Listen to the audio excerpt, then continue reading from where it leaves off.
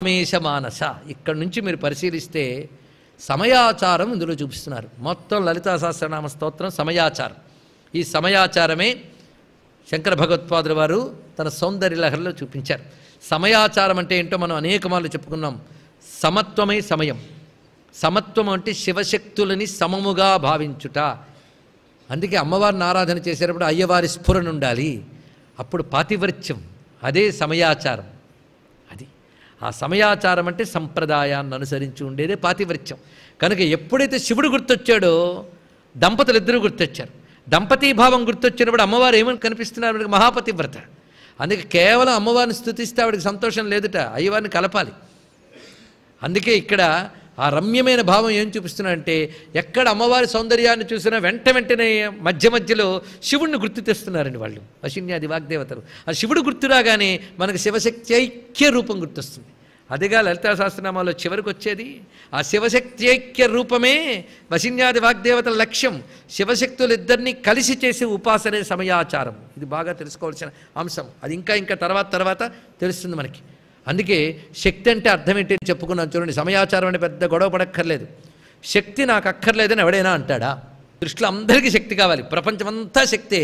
ఆ శక్తి కావాలని ప్రతివాడికి పొద్దుట్లు ఎచురుంది అదే తాపత్రయం. ప్రపంచంలో ఉన్న ఐశ్వర్య శక్తి కావాలి, వాక్శక్తి కావాలి, జ్ఞానశక్తి కావాలి, అన్నీ కావాలా లేదా? కనుక ఇవన్నీ ఎవరు? శక్తులన్నీ అమ్మే కదా. కనుక అమ్మ అందరికీ కావాలట. కానీ శక్తులు ఎవరివి? ఈశ్వరుడివి. ఈశ్వరుడు ఎవరికి కావాలి? అది ఎప్పటి నుంచి అక్కర్లేదండి. రిటైర్ అయ్యి చూసుకుందాం అనేవాళ్ళు కొందరు, అసలు వాడు ఉన్నాడా అనేవాళ్ళు కొందరు, వెలుగుందని తెలుసుకున్న వాళ్ళు దానికి మూలమైన దీపం ఉందని ఎలా తెలుసుకోవాలో, శక్తి ఉందని తెలుసుకున్న వాళ్ళు శక్తి ఎవరిదో ఆ ఈశ్వరుని కూడా మర్చిపోకూడదు. అందుకు ప్రపంచంలో కనిపిస్తున్న శక్తిని, ప్రపంచానికి మూలమైన పరమాత్మని కలిపి ఒక్కటిగా చూడగలిగితే పరమాత్మ శక్తియే ప్రపంచమంతా అని ఎరుక కలిగి మన అహంకారాలు తొలగుతాయి. అదే అసలైన సమయాచారం అంటే తెలుసుకోండి. ఇక్కడ సమయాచారం అంటే ఇది. అలాగే పాతివ్రత్యంగా భావించేటప్పుడు ఆవిడ్ని తలంచుకుంటున్న ప్రతిసారి ఆయన స్ఫురించాలి. ఆవిడలో ఆయన స్ఫురించడమే అద్భుతమైన పాతివ్రత్యం అండి. ఆ పాతివ్రత్య ధర్మానికి అమ్మ ఆది ముత్తైదువ, ఆది సువాసిని స్వరూపాన్ని ఇక్కడ భావన చేస్తున్నారు. శివశక్త్యైక్య భావం. అందుకే ఆవిడ చిరునవ్వులో అయ్యవారి మనస్సు మునిగిపోయింది అని చెప్పడంలో ఎంత అద్భుతమైన శివశక్త్యైక్య భావాన్ని చూపిస్తున్నారు. అది అమ్మని చెప్తూ అయ్యను గుర్తు చేయడం వశిన్యాది వాగ్దేవతలు చూపించిన సమయాచారం, సంప్రదాయం. అది గొప్ప కవిత్వం మనకి ఈ లలితా శాస్త్రంలో కనబడుతున్నది. అందుకే వెంటనే అనాకలిత సాదృశ్య చుబుక శ్రీ విరాజిత. అమ్మవారి చిరునవ్వు కానీ ధ్యానిస్తేట మన మొహంలో ఆ నవ్వు చెదరకుండా ఉంటుందిట. ఎందుకంటే పాపం మనము నవ్వుతుంటాం, అప్పుడప్పుడు వచ్చింది అదే బాధ. మనం అప్పుడప్పుడు నవ్వులు, ఆవిడెప్పుడూ నవ్వులు, అంతే కదా. అందుక ఎప్పుడు నవ్వుతామంటే చూడండి, ఇప్పుడు నేను చెప్పింది అర్థమైన వాళ్ళందరిలో నవ్వు కనబడింది.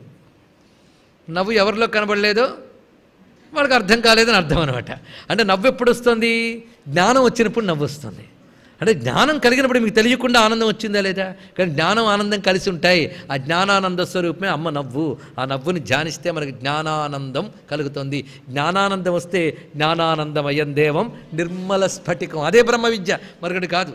అందుకే అమ్మవారి పలు వరుసలోనే ఉన్నాం మనం. ఇంకా ఆ నవ్వే వర్ణిస్తున్నారు. మందస్మిత ప్రభాపూర మజ్జత్ కామేశ మానస అనాకలిత సాదృశ్య చుబుక శ్రీ విరాజిత. ప్రద్దాల్లో పోలిక చెప్తూ దాన్ని మించిపోయిందని చెప్తున్నారు ఇక్కడ వరకు.